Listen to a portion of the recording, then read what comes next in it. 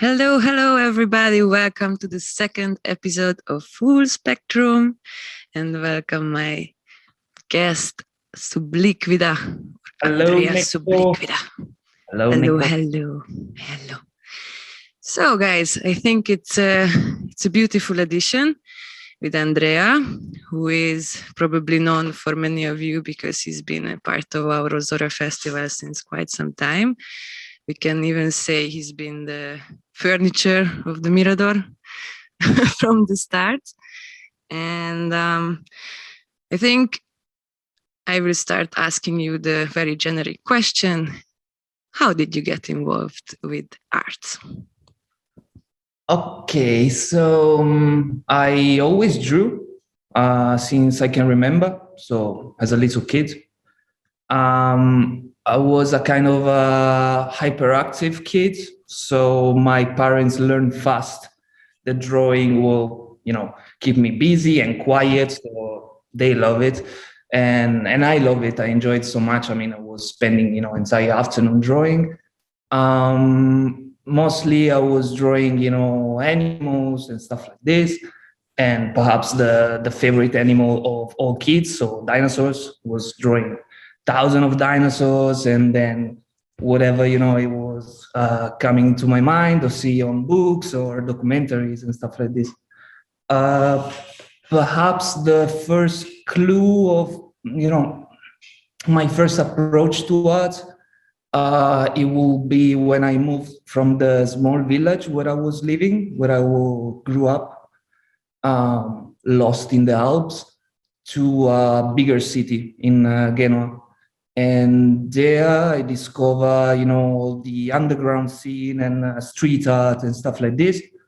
So I started to make graffiti and, very young, being in the streets with my backpack full of spray paints and stuff.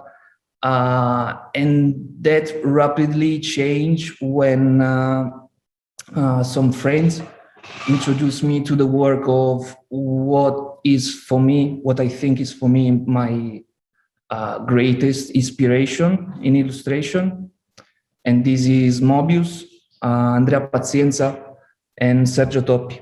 And these were like three geniuses of comics. And apart from that, three real geniuses of illustration in general. So if you ask me who is the greatest visionary artist ever existed, to me is Mobius. I'm not sure he will be comfortable with the tag visionary artist or whatever. We cannot ask him. So, but for me, there's nothing more visionary than what Mobius was doing. Then I was really, being in my teenage time and everything, I was pretty obsessed with Andrea Pazienza. And I mean, his capacity to draw whatever he was passing through his mind, like distorted reality, hallucination, the sense of humor he got, and how he was describing a really strange time he was living in. So in the beginning of the 70s and, anarchism and all this stuff. And then I realized it after many years, but perhaps the person who influenced mostly my work, you have to be Sergio Toppi. His work of illustration, I think they plant the seed in my mind of creating artwork. They can tell a whole story. So very complex illustration where you can make a lot of things happen, in just one illustration. So that brought me from, being very active in street art and stuff like this to be spending more time at home, drawing on paper, and try to, develop skills on lining and shading using these three master as reference. And these later, like being in this underground movement, he brought me very quickly to like squatted social center that for me was a kind of paradise for creative people. So when I was pretty young, I got a room in one of these places in the social lab Burida. And I got a room where I was able to, do whatever I want and create and do whatever. At the same time, I was part of the collective that it was pretty active in promoting concert, art, theater, sustainable projects, and very active in anti-capitalist and anti-fascist politics activities. And then around when I was 16 years old, I went to my first rave party, and let's say that stuff takes another direction from there. Yeah. Okay, so you actually were pretty young already, quite into the cultural scene of that area. That's quite nice, instead of sitting at home and watching TV and what I think many of the youngsters did in our times. But as far as I know, you have a giant passion beside arts towards nature. And as I see behind you is already a lot of proof to that. Part of my collection, small part of my collection. Yeah. And what was first? Because when I look at your work, I recognize a lot of elements of nature. So what fascinated you first, drawing or the collection of natural elements? It's a hard question. You have to be nature first, and then I start to get passionate about drawing. I'm pretty sure I will end up far away from city, living in the countryside, and working on the lands. And because this for me is like the ideal idea of a happy life. So I wish I could do that. On the other hand, I'm pretty sure even though I will focus myself working with plants or whatever, I will never be able to stop drawing completely, in the way that sometimes is more like a necessity, something you need to do, is very difficult to explain. Apart from the fact that I feel more comfortable most of the time if I need to explain you an idea, I rather prefer to sketch it to you rather than explain it by words. It's really easier for me, to get. It's your language. It's easier, it's my way of express myself as well. If I have an idea, an intuition, I need to sketch it very, very, very quickly. Rough sketch will do the job. This is helping me to remember inspiration or idea or whatever stuff. So I have to say I'm pretty ignorant on the art side, art history, art world. I have to say, I have to admit it. On the other hand, I have very strong, very solid base on natural world and all this kind of stuff. So nature first, I would say. Nice. And now, I'm not sure if you like this question because it can be always pretty tricky, but what about your artist name, Subliquida? Oh, how did this evolve? And when I love this question. I'm not remember exactly when this happened, but let's say in the beginning of my approach to psychedelic scene and trans party. I was very young and very naive, and under heavy doses of Hoffman medication, was experiencing this underwater experience, this underwater environment, and it came to me this kind of subliquid experience. At the time, it was a great idea. I still find it a great idea. I love this name. Now, well, guess what? I don't know. Perhaps it's not representing me so much right now, but people start to know me with this name, and it's part of my, evolution. So I'm super okay with it. Be proud of it. It's a good one. And so you're coming from Italy, but then you spent quite a significant time in Germany, in Berlin, didn't you? Yes. Around 6 years. 7 years, 6 years. It's when we met first, I remember. Yeah. How did that actually influence your artistic work? Because Berlin is such a hotspot for all the street art and artists in general. Yeah, for me, it changed me completely. I arrived to Berlin, I was like 20 or something. I was coming from this background, of being living and actively participating in all the activities in this squatted social center. So bringing this background of the do-it-yourself, DIY, and in general about underground subculture and everything, going to Berlin, it was going like to the Mecca of this kind of thing. So where you can find lots of people and a lot of reality doing what you were doing. So it changed me completely. I like to say, in a way, Berlin forms me as a person. I arrived, I was 20, I left, I was almost 30. So it changed dramatically the way I think and everything. And in Berlin was very nice for me in the beginning because I was doing mostly decoration at the time in Italy. So I had this routine, of traveling 200, 300 kilometers to get to the location and set up my decoration, sometimes in a very precarious condition. And maybe this will happen twice a month. And then I suddenly found myself in Berlin, and in there I was doing up to 2 setups per week, almost every weekend, and when the location was really far away, was perhaps 6 stops of U-Bahn, 6 stops of underground, so it was like, but you had to carry your deco on the underground. Going to the metro with 2 bags, going to the club, perfect setup, amazing.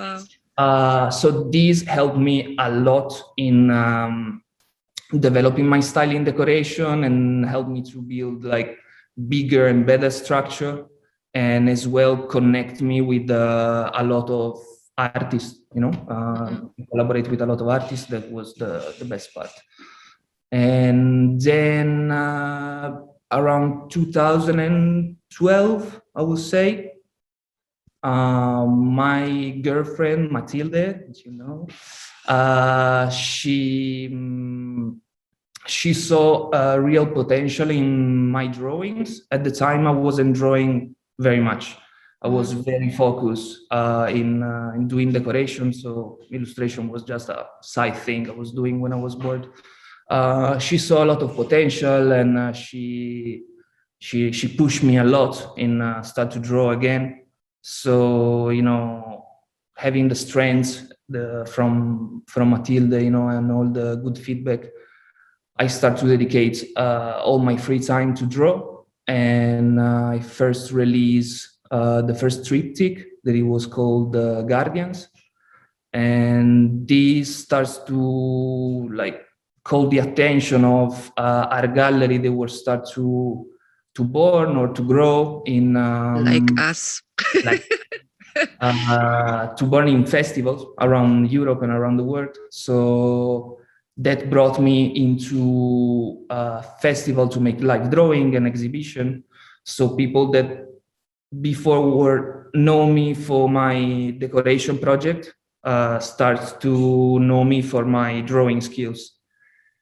And of course, being in this underground scene and being known for your drawing is bringing like the next topic that it will change my life again, that is tattoo.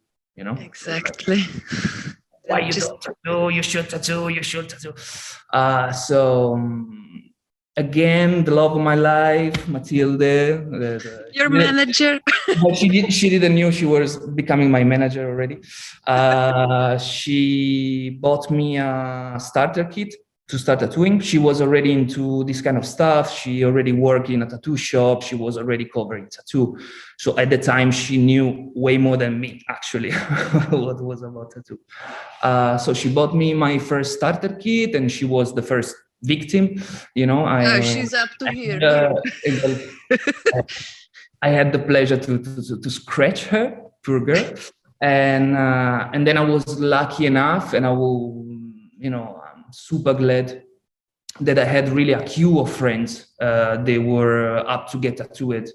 They knew that I was just No, but I'm talking about the time, you know. So when you just started, people, I mean, there's no expectation on the outcome because it's your first tattoo, so you don't know. But they were very good friends, so for them it was important, and they liked the idea to have one of my first tattoo. They didn't care about how it was turning out. Turns out.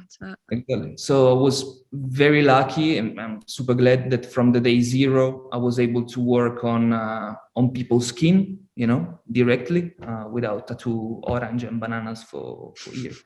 Yeah. Pigs. Okay, just a question because I'm not sure, but did your deco project also been called Subliquida, or did that have another name, just in case somebody would like to research that? No, it's the same name. The name Subliquida is started for the decoration project. Mm-hmm. And since then I shift my project to more an illustration. It kept the same name, but yeah. Okay. With me. It was just something I wasn't quite sure, so I wanted to ask. And now you are in Barcelona, right? Now I'm in Barcelona, yeah. I mean, I was moved in here from Berlin already, seeking a little bit what I was telling you before. So perhaps find a way to find a piece of land and start to work a little bit more with nature. And eventually, I end up for different reasons. I end up in here in Meat Shop, and I fell in love with the environment and everything. And then, many things happen in Barcelona very fast. So eventually, after 3 years, I'm owning the place. So very different from what I planned. But yeah. Well, you can be proud of it. I'm one of the lucky ones who was there to see this place, and the meat shop by itself is just such an art piece. It's really unbelievably cool. Inside, outside. Can you tell us a bit about the story of this building? Because it seems like a historical place in some ways, or what's any little hints on it, if you know? If not, not. Well, there is many. This is a private passage. Mm-hmm. People can walk by. It was used to create a passage, but it's actually private. And it's called French Passage. It was built in the same years where the Tour Eiffel in Paris was built. And actually the company that built this passage, it was actually the company that was building almost half of the piece for the Tour Eiffel.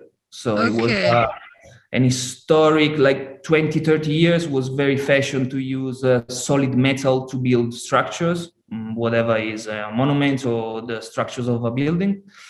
And in here, he born and raised Joan Miró, very famous Catalan artist, super friends with Picasso. So yeah, this was built in the 1879 or something like this. And this actual place, it was one of the first bank of Barcelona, that actually they were one of the first bank in Spain. So wow, that's why it's so fancy. In these upper parts, they're gonna attending clients and everything, and downstairs they're gonna save all the money. Yes. And now it's all the tattooing happening everywhere in this building. What a funny turn. Yeah, exactly. We have ghosts as well living down. I mean, really. Stuff are happening. So weird stuff. It's a very old building, so it makes sense. All right, so guys, you have to go once and check out the meat shop if you want to meet the ghost at least, but any other ways also. Meet Mary, please come at night. Okay. So now it's tattooing is your most your main project, your main art project at the time. Yes. And I guess you are having a lot of experiences and have listened a lot of stories from people. So I would like to ask you, what do you think, what is the role nowadays of tattoos in our society? Because back then it was more of a sign of someone criminal, or like people associated it with something negative all the time. Yeah, And it completely changed, as I see. But what do you see? What do you experience? I think it can have many roles in society nowadays. I mean, tattoo, like in ancestral time, when it started, it was really to give you a position in society, you know, to explaining, you know, what you were in the In tribe. tribes. Or has a ritual of passage, you know, from, you know, to child to adulthood. And many times as well to like medical ritual. So using the tattoo to heal different issue. So at the time it was very spiritual, I would say, and with a lot of mystical influence, you know. That changed a lot when the technique of tattooing was brought to Western country. And in the beginning, in Western country, really was a way to erase people, to mark people, almost like you're gonna do with animals. Basically, it is the same stuff. You know, we brought as well the tattoo on animal to mark, to give you a number, to say you're like this or you're like that. And then even in the Western culture, it changed in the history, and it was adopted by the younger generation at the time to, let's say, as a way to dissociation from society, in a way, say I'm different, you know, from you. Or as well at the same time, like aggregation into small groups and subculture, you know, think about the Navy, they were getting the tattoo, the bikers, they were getting a tattoo. So this is something that they say, I'm different from you, at the same time I'm with my crew. Tribal connection again. Yeah. Perhaps now that is so influenced by social media, it could be even see as just fashion, you know. So I think it's not really about what's the role of tattoo in society, is more what's the role of tattoo on the individual, you know, like how do you choose to wear the tattoo? It could be, I think it can be a way to, is all the time in a way, if you got a message or not, if it's purely ornamental, but tattoo is always bringing a message in a way to change the perception you have of your body just for yourself, or if you want to change the perception of yourself to the outer world. So I think, yeah, it could be all of this, basically, depending a little bit on the person. Okay. Any of your mates there in Meat Shop that are worth mentioning, who you work with? Sorry, again? Any of your tattooer mates in the Meat Shop that is worth mentioning? Because as far as I remember, it's quite a collective there. Every one of them, all of them are crazy good. I mean, I need to mention, of course, I'm not owning the shop alone. We are 3 partners. So there is Pepo Errando, there is a master of illustrative and black work, and Benny, there is our specialist in traditional Japanese. Oh, wow. Both crazy talented artists. Then we have Shinda that is doing more like a solid style, pretty punk in a way, you know, to give you an idea. We have Paula that is our freaks about Nordic culture. So she's tattooing just real historical Nordic stuff. And she's taking part of a recreational project where basically she's fighting with axe and sword and stuff like this. Amazing. Sometimes she comes to work with a shield, you know, because she's coming from training. And then we have Einorte, that is this very soft, illustrative style, amazing, very rich in detail and texture. Then we have Silly Jane, that is a very famous tattoo artist. She was working in London before for many years, and now she's with us here in Barcelona. She's doing a very unique kind of illustration, mostly inspired on different kind of culture, Japanese, Berber. And then we have Alex, that is doing mostly like traditional kind of subject from the tattoo, so from the old school and everything. And just now we started to collaborate with a new artist. She's very young and she's doing mostly like manga, so just taking stuff that people really appreciate and taking this comic drawing on skin. And I hope I'm not forgetting anyone, really. Yourself. And it's me. There's me. That's it. That's it. The huge collective there. It's really a lot of people, and as far as I remember, you are having also guest tattooists, and we have guests. Like we have guests going around, and as well we have like how to say, like resident guests. So people they're like friends and everything. They have a lot of work in Barcelona, so every month perhaps they come 1 week, 5 days. So it's also nice to see people in this way. So yeah, pretty big family. Okay, let me check my questions. Yeah. Cut. So my other question regarding tattoo, because I got stuck a little bit on this topic since I think it's so exciting, and I always wanted to involve tattooing as a live art form in festivals in OZORA, but it's been always a bit too much complicated because of health and safety regulations and so on. But I'm curious if you have ever seen or did tattooing as live art performance in festival, and if so, do you think it's a good idea, or what's your opinion on this? I saw tattoo performance like body of reverbs and like artistic performance, taking the tattoo and bring it to a more experimental level. But I always saw this in a dedicated environment, like a art gallery or not music festival, no? Not music festival. For me, will be not. As a professional, will be not very recommended,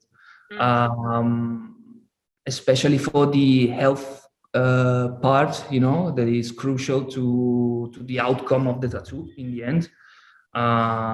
Since I think it will be almost impossible to deal with this kind of stuff on an open air festival.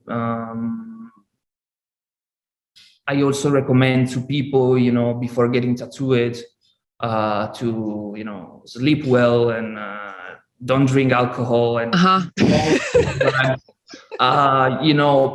be prepared. Your body more is rested and more is easy to to take the pain in general, to regenerate the body. So perhaps festival is not the best environment for this. At the same time, I also think tattoo is from my idea, tattoo is a kind of a ritual. So in my opinion, he needs his own space and time, like privacy. Okay, I get it. Then I will have to deliver you pigskin next time for canvas. Exactly, as the ritual of blasting and under the Milky Way, he needs his own space and time. So I'm not sure how much they're gonna come together. And now you convinced me. I think I have to give up on this project of mine, because actually many people asked about it and several tattooists were applying, but I mean, you're one of the serious guys. If you say it's not a good idea, it's probably not. So I will just stop pushing this. Okay, but then again, you at OZORA, it's been some time now. When was the first year? I'm always not sure anymore. I need to check. It was 2013.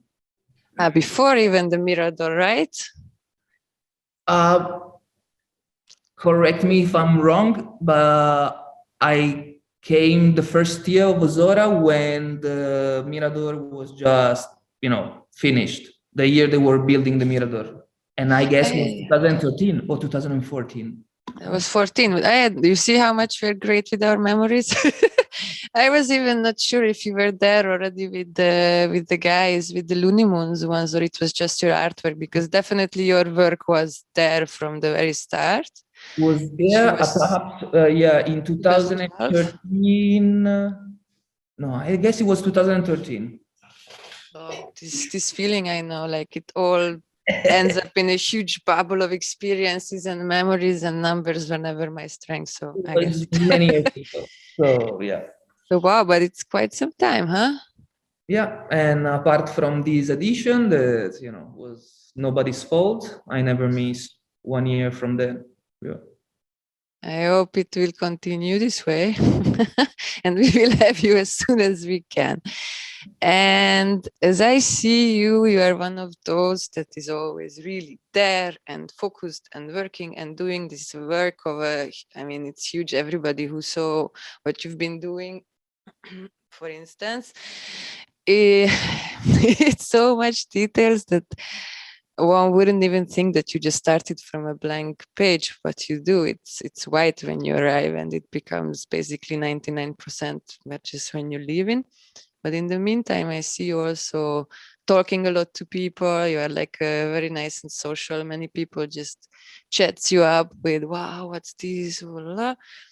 And yeah. So my next question is that, do you think your work, your art, does bring some change in people's life, in the visitors' life, or art in general that is present in Ozora? Does it do any impact on the Ozorians? Life-changing one? I think festival like OZORA, I think the main goal is to inspire people.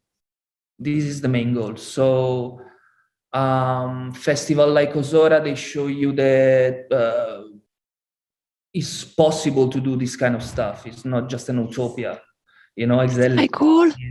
Exactly. So I think festival like this, they really help people to see alternative way of life, like and perhaps more related to sustainability and your time and your skills. So what I wish to do with my work, perhaps, is inspire people on the beauty of the biodiversity, and get fascinated by it, and understand that sustainability is something really needed, really need to fight for, in a way. Yeah. That's nice to hear, because this is really one of my goals, to show people that it's possible to just really focus on arts and make a living out of it. It takes some time. Like, your career is like quite a long one already, despite you're a pretty young person. Yeah. But here we go. You are owner of a tattoo shop. You do what you love. It's still arts. So I hope that you serve really a nice example for the people, that there is a way to get out of this circle of spinning wheel, and you can just really do what you feel doing and love your job. Festival, my work, but more like festival like OZORA, they're really teaching us how important it is to reconnect with nature, basically. It's something really, I think, in a way, our society made us a little sick, in a way, or if not sick, whatever surrounding us, So I think it's really a goal to move some consciousness on this theme. We really need to go for it. This is the only way. So. And how do you feel? Did OZORA actually change your artistic life? Like, did it give any turns, or did you experience any change basically since you're coming here? For me, it was a huge change. because, as I told you, I just started to draw again and get more serious about it, and then I end up in festival. OZORA was the first place where I got a huge amount of feedback. Like there was a lot of people stopping by, a lot of people to speak with, different countries, different backgrounds, you know, and having so much feedback. It really helped me to understand that, you know, I was on the good path. It was something that people appreciated. So this for sure helped me a lot to, you know, to push even further in what I was doing, all the feedback from the people. So yeah, it changed me a lot, I would say. Made you sure and confident that this is the right way. Yeah. It was something people really appreciate, and you know, they show a lot of interest in apart from the process, as you were saying, you know, you pass in the gallery the first day, there's just few lines there, and then you pass in 3 days, and there was actually a half picture, and then you pass the 5th day, and the picture is almost complete. So seeing the process, see how it's going, and see how it's possible. At the same time, people ask me thousands of questions, and I'm super happy to, you know, give all the information about it, about what is in the piece, you know, which kind of plant is this, why do you do that? And so since I always try to put a kind of biodiversity history into my piece, for me, it's just a pleasure to explain people and annoy people with all my explanation. That's it. I always see really a thick ring around you. That's a true thing, especially since you started bringing these 3D glasses and this new project of yours of these huge 3D prints. People really enjoy it. Those are one of the highlights indeed in every time we had them. So yeah, and let me just put you this last question. That is the question I also asked in my previous edition. What do you think does the visual presence in festival, like what's their role, the visualities and the visual art forms in festivals? What do they give people? Is there really an importance to it next to music? I think is fundamental. I mean, I would say culture and a scene, they always start from music. That's true. Like the passion for music, it brings people together. And then, but what I think is the visual is what actually makes a scene, a culture. This has happened to me. I don't know to other people, but if you say to me the word punk, first stuff that comes in my mind is, you know, a guy with red hair and a jacket. Is not a song from the Sex Pistols, you know. So it's the visual, the aspect, the fashion that is coming with it is really making a music movement more like an entire culture. So I think it's really fundamental in a way. I hope you will be part of it for much longer. And thank you so much for being with us. It was a really nice talk. It was a pleasure. And I hope we will meet really soon, maybe this summer, if not next. Either ways, I need that tattoo sooner or later. So if you don't come to Hungary, I must go to Barcelona. He doesn't wait. And I am really, really grateful for this. Thank you so much. Love and regards to Mati, your founder and manager, and love of your life. Thanks to her so much. And many things more. And all my love. Okay. See you, everyone. It was a pleasure having you watching us, and I hope we will meet soon again. Ciao. Bye, Ozorian. Bye. Bye.